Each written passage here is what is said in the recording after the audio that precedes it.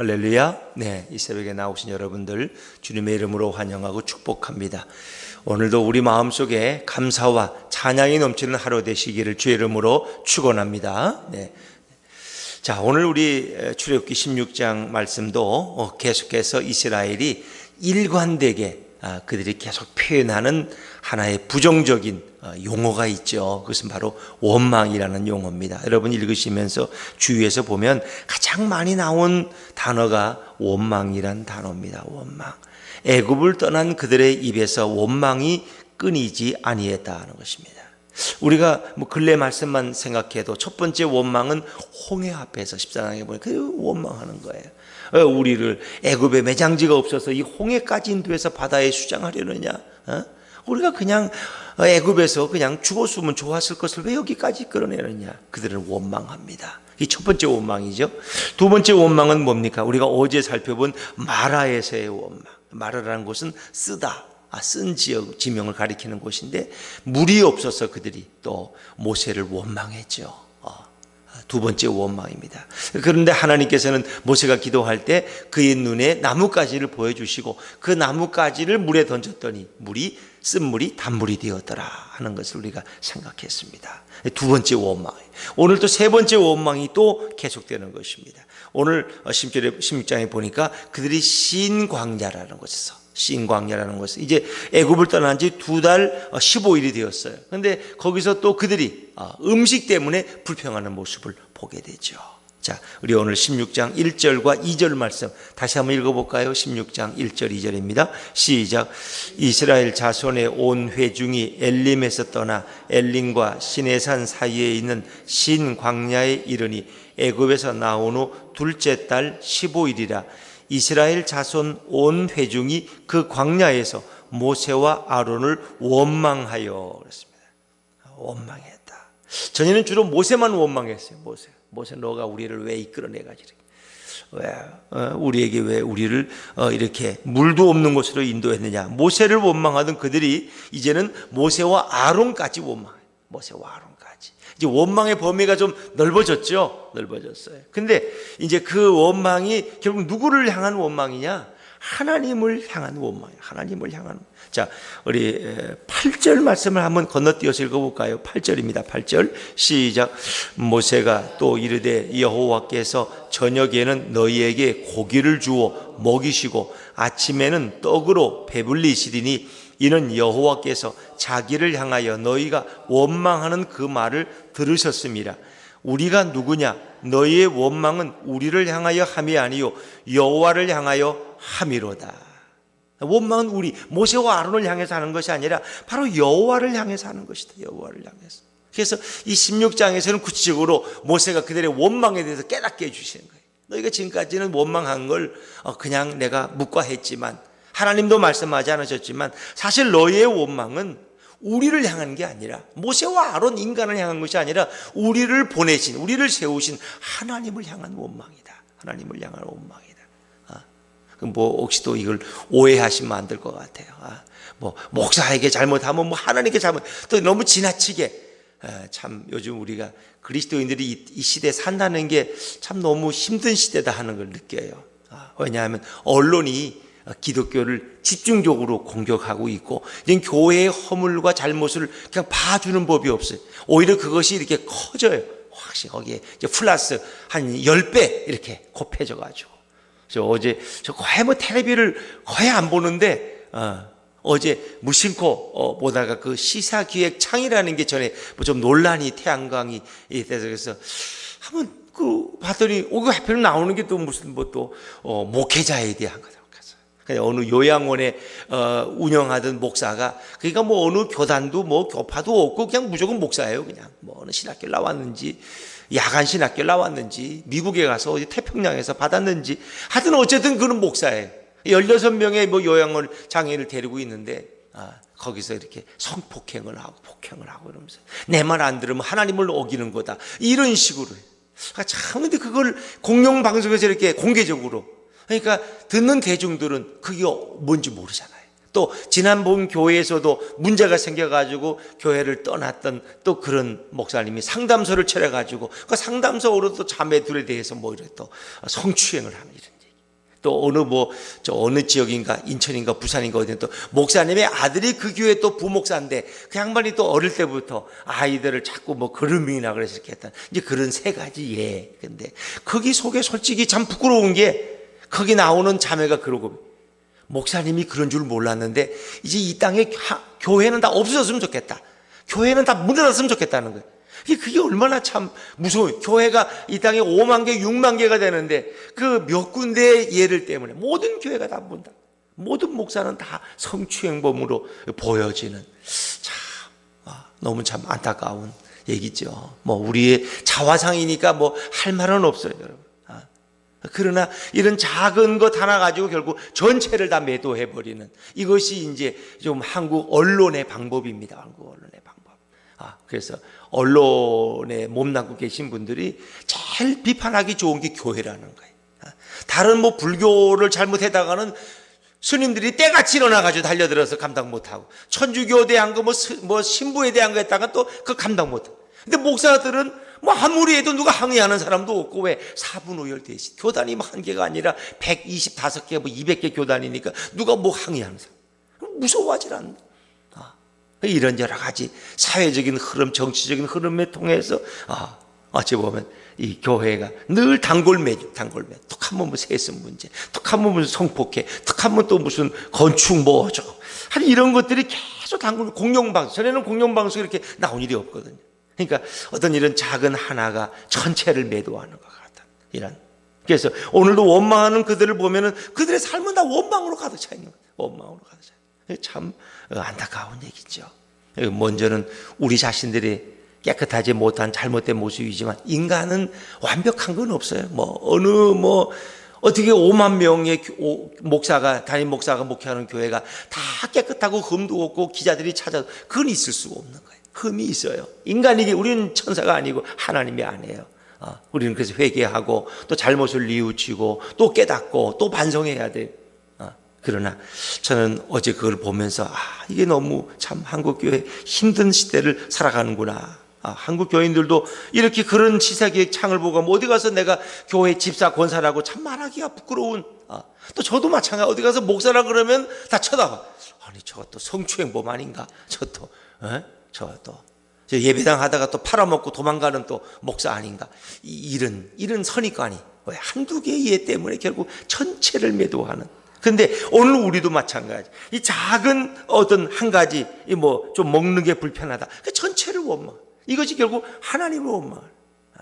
이건 심각한 원망이죠. 그러나 제가 앞에서 얘기한 어떤 그런 성추행범 목사는 교인들에게 장애인 정신적인 문제가 있는 당신이 나한테 거역하는 건 하나님을 이런 식으로는 말이 안 되는 거죠. 그건 윤리적으로 벌써 인격적으로 잘못된 탈선한 모습이기 때문에 그렇게 사용돼서는 안 되는 거예요.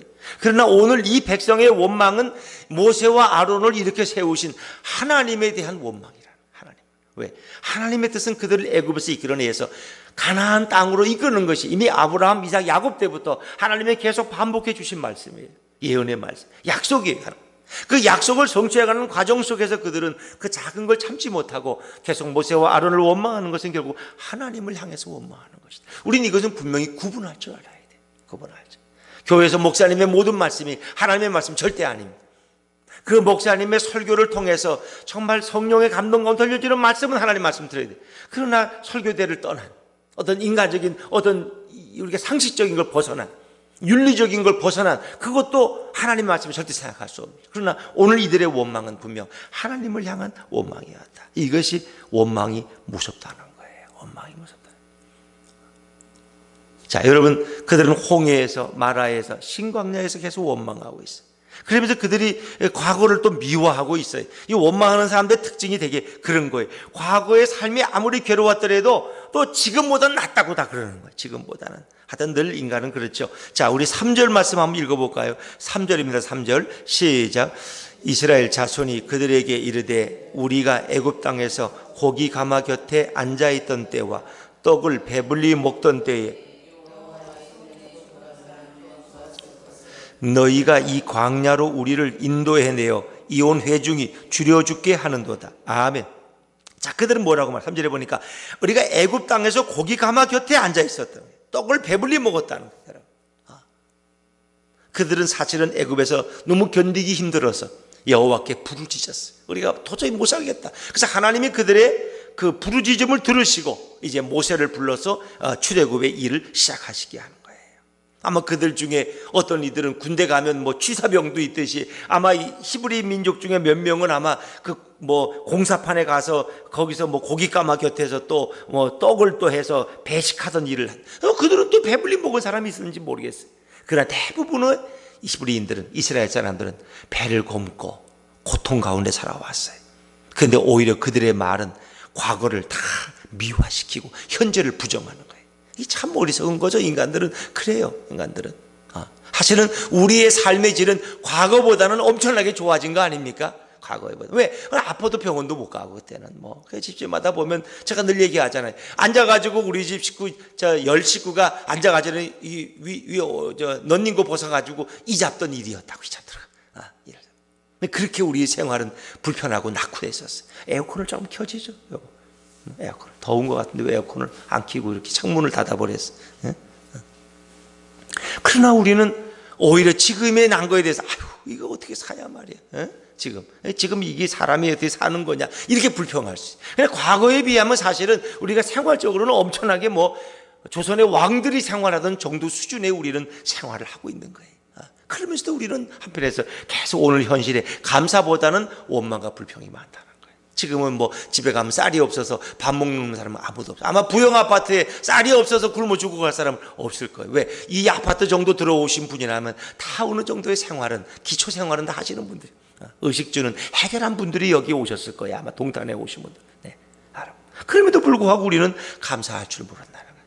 한 가지 문제가 해결되면 또 다른 원망, 또 다른 불평을 찾아가는다는 거예요. 그래서 과거를 미워하는 거예요. 그때가 좋았다고. 오죽했으면 요즘 어떤 분들은 뭐 북한이 더 행복하다고 또 뭐 그렇게.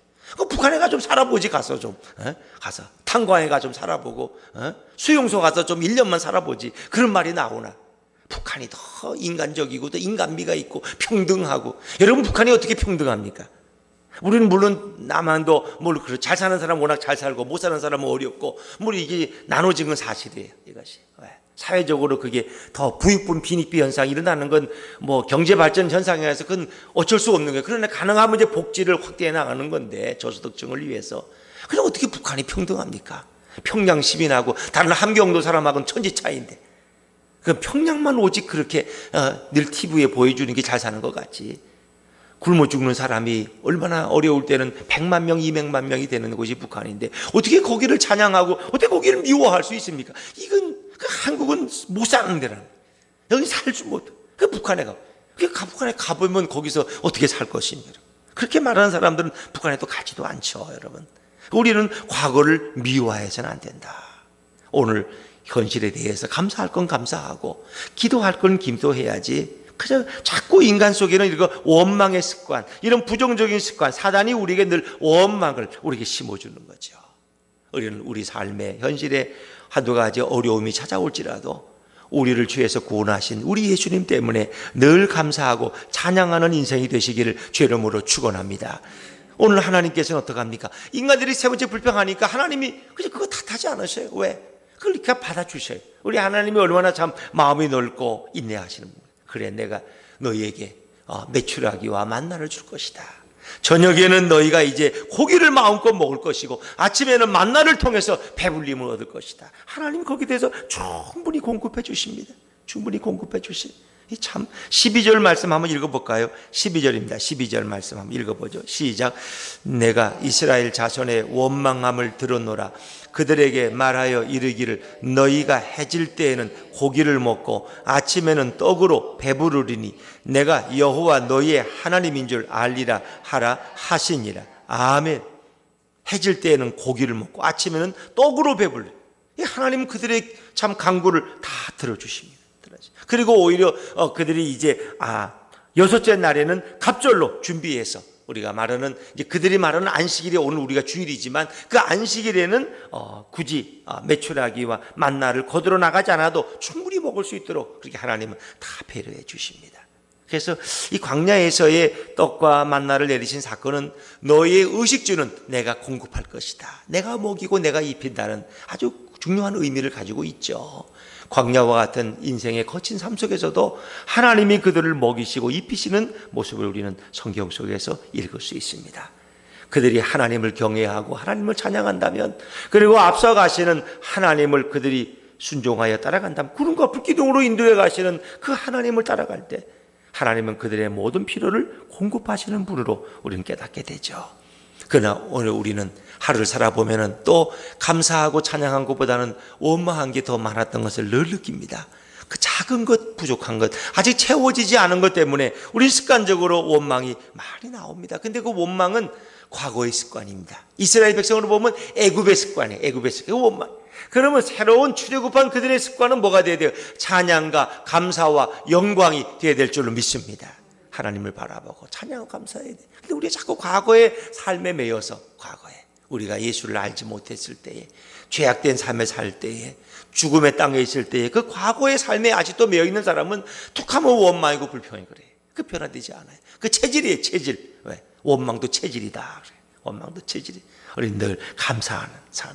여러분, 우리가 마가복음 복음서에 보면 예수님이 이제 십자가를 앞에 놓고 계실 때 어느 마을에 왔을 때 한 여인이 그 자기가 정말 결혼에 필요한 그 향유 옥합을 가지고 와서 남몰래 와서 그걸 깨트려서 예수님의 머리에 부어드리고, 또 예수님 발에 부어드리고, 또 이거 눈물로 자기가 머리털로 예수님의 발을 닦아드린 그런 아름다운 기사가 있지 않습니까? 예수님은 매우 흡족해 하시고 기뻐하시고 또 그 여인을 칭찬하셨어요. 그러나 여러분, 다른 사람들의 모습 보십시오. 제자들은 시비를 걸었어요. 저 가지고 가난한 사람을 구제하면 얼마나 많은 300데나리온 되는 걸 왜 저렇게 낭비하느냐. 그러면서 가룟 유다가 또 거기 껴가지고 그걸 돈을 훔치려고, 그런 결국 예수를 은삼장에 팔아버리는 그런 인간이 되잖아요. 그리고 거기 있던 종교 지도자들은 어떻게 하면 예수를 죽일까, 그걸 또 모의하고 있는 이런 모습들. 여러분, 이렇게 똑같은 상황을 보고 인간들의 생각은 다 달라요. 인간들의 생각은. 그래서 제자들이나 종교지자들, 가룟 유다를 보면 원망하기 쉽고 비판하기 쉬워요. 색안경을 쓰기 보고 보죠. 그래서 세상을 우리가 요즘 햇빛이 강하니까 선글라스를 쓰는데 빨간 안경 쓰면 세상이 빨갛게 보이고, 파란 안경 쓰면 파랗게 보이고, 검은 안경 쓰면 검게 보이는 거예요. 검은 안경 쓰니까 비 오는 날은 운전도 못하고 밤에는 운전이 불가능하더라고요. 제가 보니까. 그렇죠, 여러분. 우리가 어떤 안경을 쓰느냐. 여러분이 이제 감사의 안경, 찬양의 안경을 쓰시기를 주의 이름으로 축원합니다. 불평할 일이 생각나면은 주님을 찬양합니다. 그러면 불평하던 마음이 싹 사라져버려요. 주님 감사합니다. 나를 구원하신 주님 앞에 내가 무슨 불평이 있겠습니까? 이렇게 생각하면 생각이 달라지는 거예요. 그러나 우리는 자꾸 그 찬양과 감사를 잊어버릴 때 불평하는 거예요. 예수님을 잊어버리는 순간 우리에겐 마귀가 역사하고, 마귀가 우리를 지배해서 또 불평해. 목사님은 또 왜 저러지? 또 아이고, 장로님은 왜 저러지? 교회 오면 저 집사는 저렇게 꼴 보기 싫지? 그냥 우리는 교회 와도 불평이고 뭔가 이렇게 눈에 거슬리는 게 있어요. 그게 오면 이제 그런 비판적인 안경 쓰지 말고 감사의 안경, 감사의 안경을. 저럴 수도 있지. 저럴 것도 감사하지. 아이고, 저 집사 오늘 이렇게 성가대 오는데 10분이나 늦었네. 늦어도 이렇게 오는 게 얼마나 감사해. 할렐루야.